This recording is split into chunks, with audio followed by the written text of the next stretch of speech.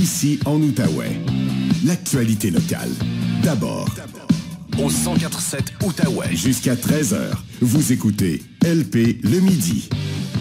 OK, on est de retour et on va maintenant aller retrouver notre microbiologiste Patrick Filion, professeur au Cégep de l'Outaouais, à qui on parle habituellement tous les lundis. C'était congé hier, donc on se reprend aujourd'hui. Salut Patrick. Salut Philippe. Le grand week-end a fait du bien? A fait beaucoup de bien. On a pris du soleil en masse, donc c'était bienvenu. Même si c'était très tranquille, on s'entend, là, mais ça fait du bien. Et en plus, le soleil, c'est pas un remède miracle, mais la vitamine D, c'est pas mauvais pour nous aider à combattre la COVID? Absolument. Donc, si ce n'est que pour ça, j'ai pris du soleil pour combattre et prévenir la COVID. Bon, alors je sais pas si tu as le visage rouge foncé, mais on sait qu'en Outaouais, on est en rouge foncé présentement. En fait, à Gatineau et dans la MRC des Collines depuis vendredi.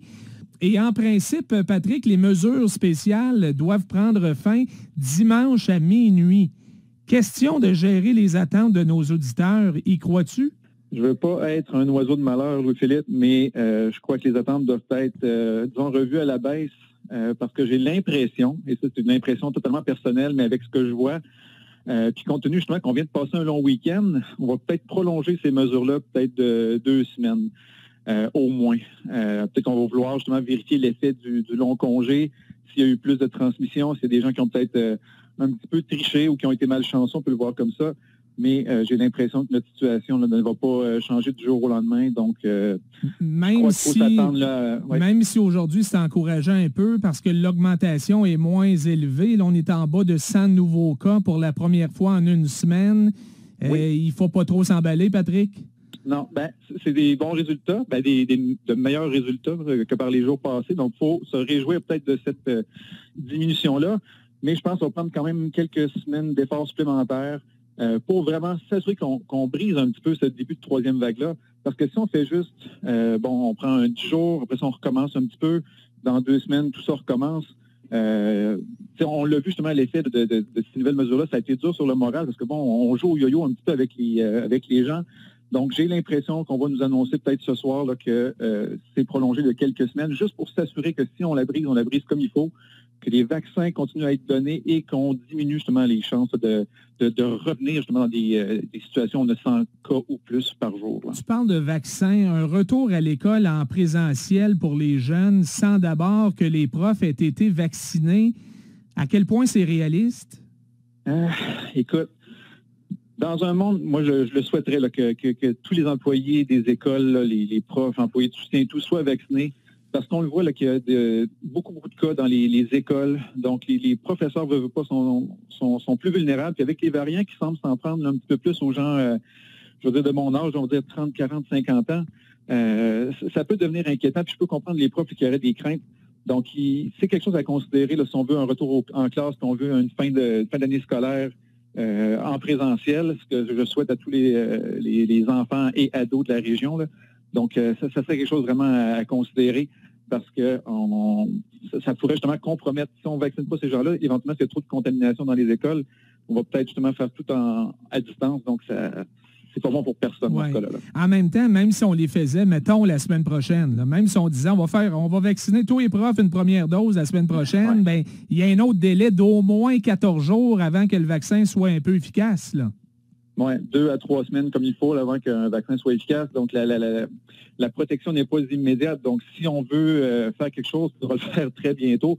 Parce que si on attend la fin du mois d'avril, on va être rendu quasiment à fin mai avant que ce soit efficace, que les gens soient réellement protégés, du moins un certain pourcentage. Donc, il faut y penser et rapidement. Les variants, Patrick, à quel point ils te surprennent? Est-ce qu'ils sont pires que tu aurais pensé? Écoute, ça peut tellement aller toujours dans un sens ou dans un autre. Étant dans le domaine, on savait déjà là, que les coronavirus, c'est pas, même si ce virus-là est nouveau, les coronavirus, ça fait longtemps qu'ils existent. Donc, on le sait qu'ils ont un potentiel de mutation très, très, très rapide. Contrairement, par exemple, à des virus, les herpès viridés, là, les virus du feu sauvage ou de la varicelle, par exemple, sont très stables. Leur génome d'ADN étant plus stable. Donc, coronavirus, c'est instable. On sait qu'il va y avoir des mutations.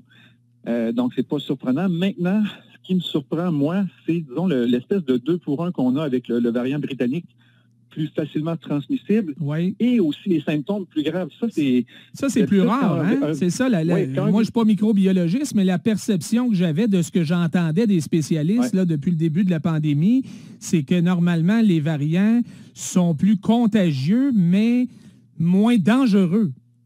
Exact. Dans le fond, le virus n'a pas intérêt, on va dire, à tuer son hôte, donc la personne qui l'infecte.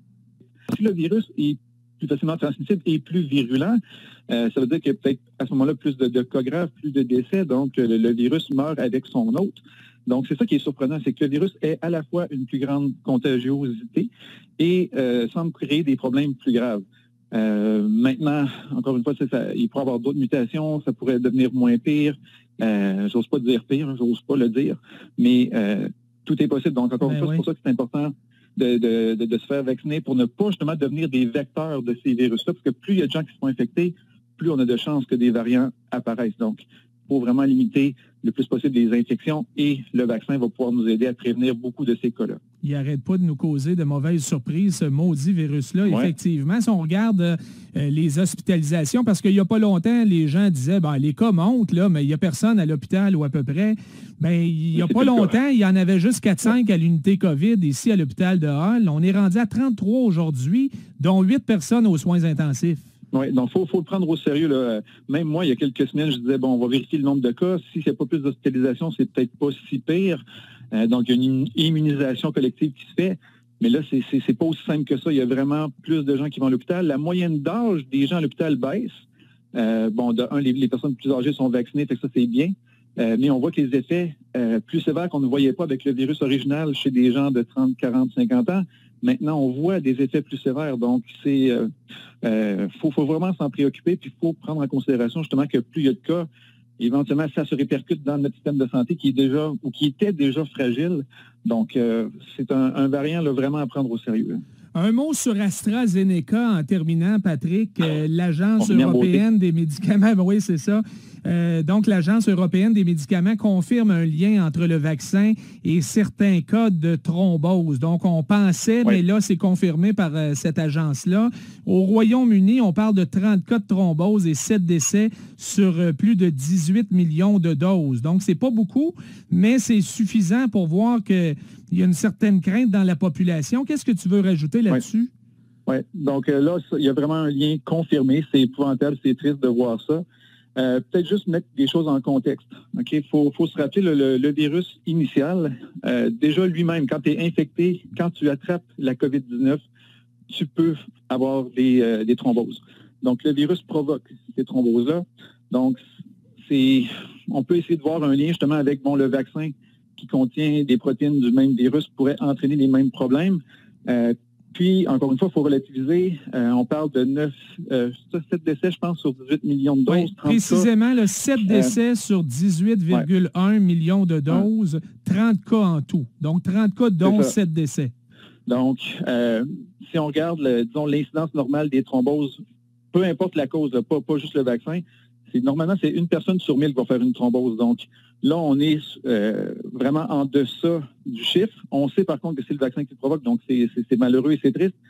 Mais pour voir les bénéfices, encore une fois, sur la plus grande population, il y a plus de danger, encore une fois, d'être malade, infecté par la COVID, d'avoir des effets sévères, puis même de mourir, que par le vaccin. Donc, encore une fois, il y a toujours une espèce de gestion bénéfice versus problème que le vaccin pourrait causer. Et pour l'instant, le vaccin est encore plus bénéfique dans la protection d'une maladie qui peut nous tuer que le fait qu'il puisse causer des thromboses. Oui, le risque de thrombose, là, si je fais un petit calcul simple, c'est à peu près de 1 sur 500 000. Et de décès par thrombose à cause du vaccin AstraZeneca, c'est à peu près 1 sur presque 3 millions. C'est ça. Fait que, comme je dis, c'est malheureux. Puis, si c'était quelqu'un dans ma famille qui avait souffert de ça, c'était un vaccin, je trouverais ça épouvantable. Oui. Je me mets dans la position de ces personnes-là. J'ai beaucoup d'empathie pour eux. Mais pour l'ensemble de la population, encore une fois, les risques de complications suite à la COVID, la maladie, sont plus élevés que le vaccin lui-même. Donc, encore une fois, les gens pourront choisir. S'ils se font offrir AstraZeneca, ils auront le droit de refuser. Mais, encore une fois, les bénéfices sont plus grands que les problèmes possibles.